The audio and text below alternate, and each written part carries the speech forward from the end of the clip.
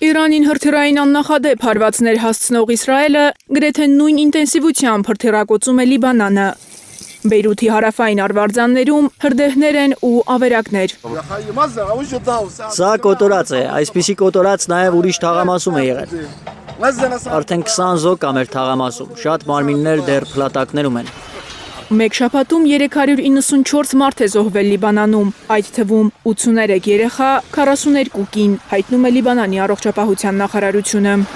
Կիրակի առավոտյան իսրայելական անօդաչու թռչող սարքերը Բեյրութի սրտում մի հյուրանոցի են հարվածել, առնվազն 4 մարդ զոհվել է, 10 վիրավորվել։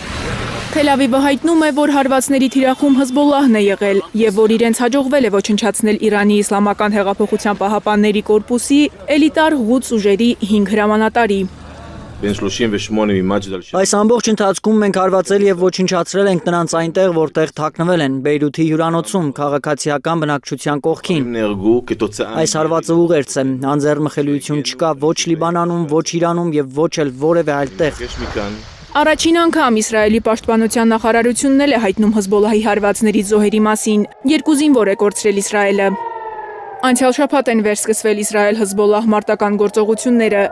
Թել Ավիվը պնդել էր, թե Հեզբոլլահն անօդաչու թռչող սարքերով և հրթիռներով հարվածել է Հայֆայի մոտակայքում գտնվող ռազմաբազաներին։ Հեզբոլլահն էլ հայտարարել էր, դա Իրանի գերագույն հոգևոր առաջնորդ Ալի Խամենեիի մահվան վրեժն է։ Մարիամ Ամիրջանյան, Հարություն Մաթևոսյան, Հայլուր։